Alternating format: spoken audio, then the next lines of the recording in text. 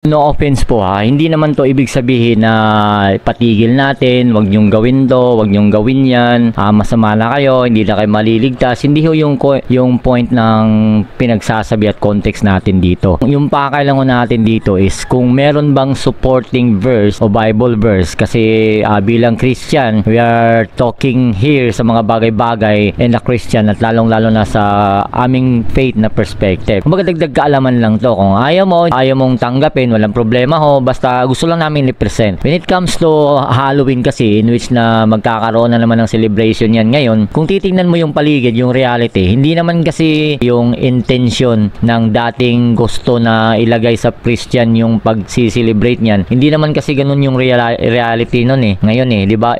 Today, it's more kind of like partying, occultism, mga evil representations, ganun na yung reality. Kumbaga, yung point lang natin dito is tatanungin natin kung sinusuportahan ba yan or may pinagmulan ba yan sa Biblia, kasi dito nag-end yung argument Christian versus non-Christian. Pero again, this is not to condemn someone because lang nakikipag-celebrate siya. Yung sa atin lang is yung idea lang kung inaalaw ba, okay ba, at saka meron ba siyang consequences. So ganun lang meron kasing paniniwala na ang Halloween ay sinusuportahan na ito ay nanggagaling sa Bible. Ito ay walang ebidensya, wala kasi ebidensya para dyan Meron namang mga verse na pwedeng gamitin para itulak yung isang idea ng isang tao. Lahat naman kaya nga nagdidebate, diba? Kasi isang verse nagdidebate kasi iba't iba yung interpretation. Sa interpretation kasi nagkakatalo ang Halloween kasi is ngayon meron siyang roots na hindi galing sa Bible kundi sa mga pagan tradition. Masi-search nyo yan Hindi, pwede namang i-google yan, kaya pwede namang itanong sa mga AI yan, diba? Ito ay mostly galing sa pagan tradition at kultura na in which na-impluensyahan ng Christian observances. Okay? Parang ganun yung nangyayari. So, try natin. Tingnan lang yung tatlong bagay lang dito. Yung pagan roots, Christian influence, at saka sa warning laban sa mga practices nito kung meron man. Kukunin natin yung pagan roots. In a very short lang po. Merong reference yan, lalagay lang ho natin sa comment section. Ito ang Halloween kasi ay mainly nanggagaling sa Samhain. Ito ay isang selebrasyon ng mga Celtic. sa end ng harvest at start ng taglamig na season. Ito ay isang panahon na konektado sa kamatayan. So that is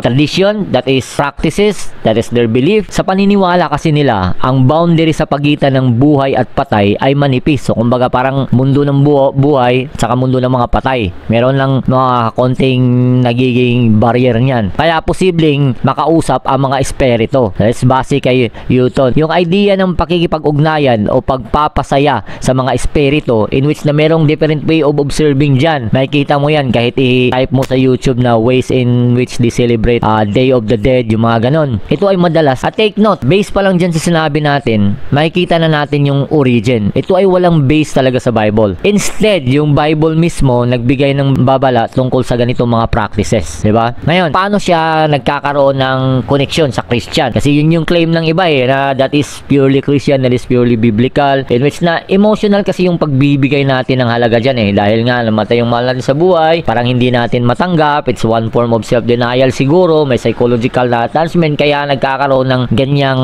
connection sa emotion natin sa event na yan at saka sa practices na yan. Kaya nga, dahil ayaw nating mawala yung practices na yan, kaya kinukonekta natin dito sa ating belief or faith na Christianity, di ba? Nung lumaganap ang Christian sa mga Celtic areas, nag-sit up ang Catholic Church ng November 1 as All Saints Day para parangalan ang mga santo at mga martir. So kumbaga merong integration niya. Kumbaga nagbigay sila ng day. So they are the originator of this. Hindi natin sinabi na masama, kinuha lang natin yung facts at information. So eventually, ang All Hallows Eve sa October 31 ay nagiging Halloween. Bagaman ang All Saints Day at All Souls Day ay may Christian roots, hindi ito tungkol sa pakikipag-ugnayan sa mga espiritu. In which na yun yung madalas na nangyayari ngayon. That's Kelly 1998. Kasi nga naman sa Bible, scripture, mas marami yung naniniwala at mas malinaw yung verse na kapag ka namatay ka, babalik sa Panginoon yung hininga, yung consciousness, kumbaga, na wala na sa'yo at isa ka na lang talagang purely nung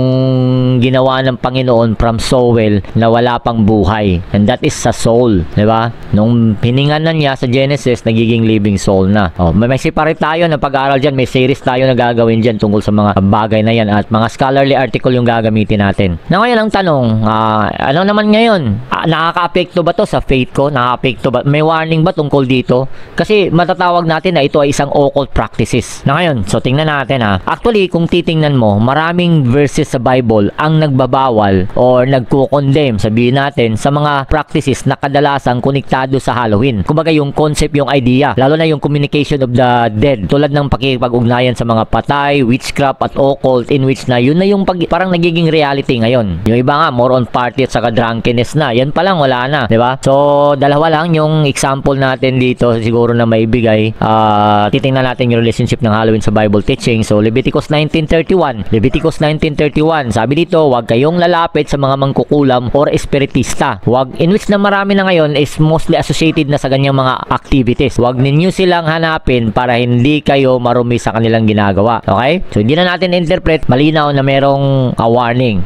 Yung context kasi niya, may context kasi yan eh. Ang Deuteronomy naman, 18 verses 10 to 12, ito ay nagbabala laban sa mga practices tulad ng divination, pangkukulam at necromancy. Alam niyo yon, di ba? Yung pag-uusap sa mga patay at saka sa buhay, at sinasabing ang mga ito ay kasuklam-suklam sa Panginoon.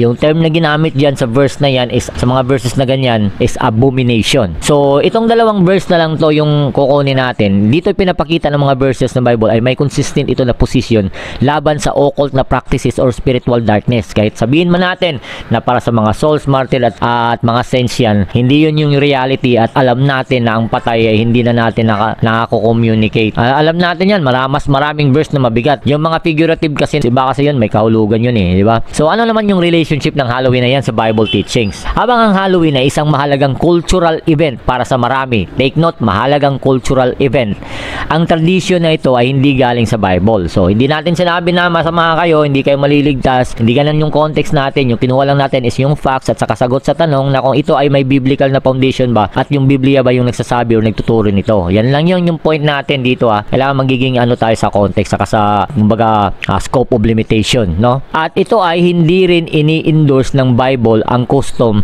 na may kinalaman sa mga spirits or death rituals. Yun yung kadalasan nangyayari, death rituals. Diba? Sa costume pala makikita naman natin kung ano yung mindset ng tao. Sa halip, hinihikayat ng Bible ang mga Kristiyano na mabuhay ayon sa values ng Diyos at iwasan ang mga practices na konektado sa spiritual darkness. Kasi nga, kahit maganda yung intention, is non-biblical naman yung practices at nahaluan na, at ito ay nagiging bridge na ng paganism at Christianity. So, yung mga references natin nasa ibaba, at marami pang pwede natin ilagay natin yung mga study at gagawin natin video later on. So, papalo naman ang page natin, pa-support naman dyan sa mga, lalo na sa mga SDA dyan. Sa madaling salita, ang Halloween ay hindi nagmula o supported sa Bible, ng Bible. Maraming practices nito ay hindi consistent sa Bible teachings, in which na makikita natin, malinaw at na-observe natin. At dahil dito, maraming Christians ang pinipiling maging maingat sa pag-celebrate ng Halloween. O sige, dito luwag-luwagan natin ng konti. Hindi nyo man naiwasan, hindi man siya kumbaga pinagbabawal sa mga faith nyo or paniniwala nyo, walang problema, pero marami na rin ang pinipiling maging maingat sa pag-celebrate ng event na yan. Minsan, iniiwasan ito o binago ang paraan ng pag-celebrate para mas akma sa Christian values. O yun, kung just in case lang talaga, yun yung maiwasan. Pero sa